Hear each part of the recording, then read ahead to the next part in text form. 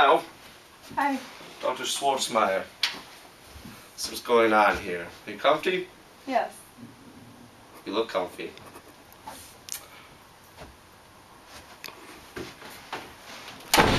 So, what are we doing here? It seems to be just a Pap Smear. Pap Smears. They are my favorite. And you are going to enjoy this.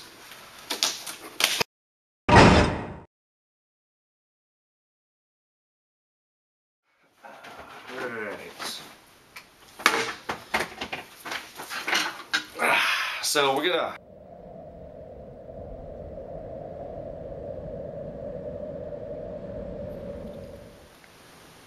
The Pap test, better known as the Pap smear, is the most widely used cancer detection procedure. Since its inception in the 1940s, it has become a nearly ubiquitous part of women's health care. But what exactly is a Pap smear? How is it performed? And what are the mechanisms that make it so valuable? To demonstrate the answers to these questions, let's take a step into the vagina.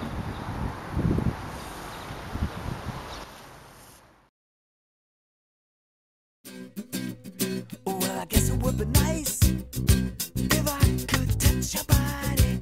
I know not everybody has got a body like you, but I gotta think twice before I give my heart. It's humid in here.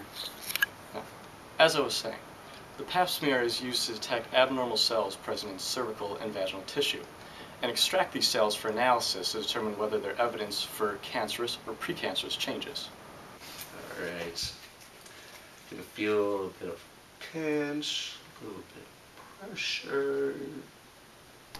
Now, most abnormal cells found are due to cervical infection or inflammation, which can usually be treated successfully before they lead to cancer. To see this in action, let's take a walk down a little further. A little bit of... There we go. That's it. It's my favorite part. It's my favorite part. Now, this is where it all happens. The cervix, or the neck of the uterus that extends down into the vagina. Now, you see here we have the ectocervic layer and various cells. Hi, Mom! And, oh look, we have an abnormal cell. Shut up, man. What you talking about? I'm regular, man, just like everybody else. What are you talking about? Okay then, here comes the endocervical brush.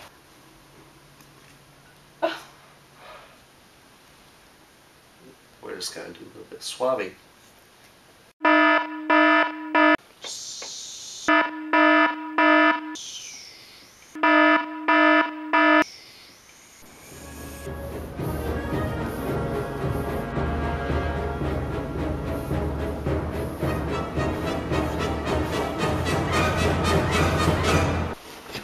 Oh.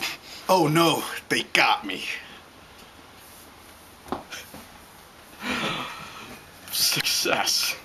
Oh, what are you doing in here? Oh, how did they miss that? Alrighty. So, that's that. Take this over to the lab. Get you all straightened up, okay? Okay. Just take the speculum out. And, I'll be back with your test results from the lab in a little bit, alright? Alright. Alrighty. Thank you. You're welcome.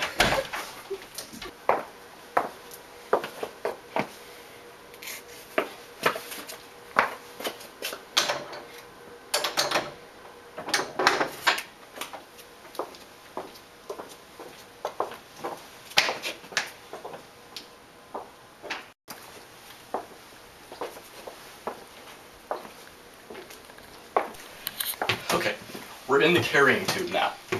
And as I mentioned before, the Pap smear can be used to detect swelling or inflammation, precancerous cell changes, cervical cancer, and infection, including HPV or human papillomavirus. Now, HPV is a common sexually transmitted disease that affects both men and women. Now, there are over 80 different strands of HPV, and most of these do not pose any real health risk.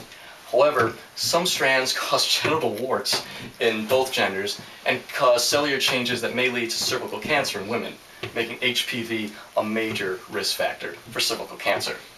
Now, it is estimated that over 1 million new cases of HPV occur each year, and between 20 and 40% of sexually active women have HPV. So, what kind of abnormal cell are you again? Okay.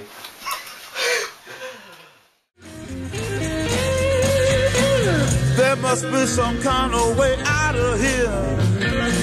Say the joker to the thief. There's too much confusion. I can't get no relief.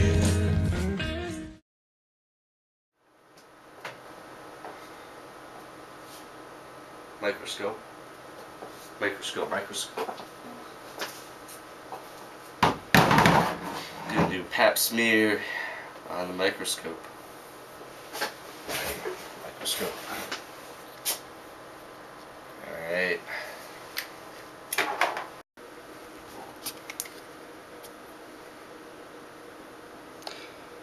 Smearing the Pap test on this. We now find ourselves on the glass slide, and where did you come from? Oh, I was over in Olivia. Alrighty then. Now, as you've seen, once the cells are collected, they're brought to a lab for examination beneath a microscope. Now, the cells are applied to a slide, and a special dye is applied to the cells to stain them and make them more visible, which I think is about to happen now, so I'm gonna move. Dip. Dip. Dip. Dip. Dip. Dip. Dip. Dip. Now, since the mid-90s, there's been a spread of techniques involving liquid-based cytology, in which case the samples are processed into a cell-thin layer. Now, there's also been some development involving techniques that require computer-based imaging. However, in any of these cases, it is the human touch of properly retrieving the samples in the first place that is paramount to the test's accuracy. Now, while the good doctor performs his analysis,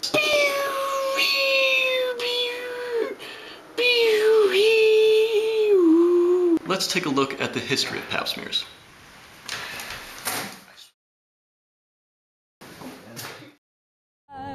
But now you've come.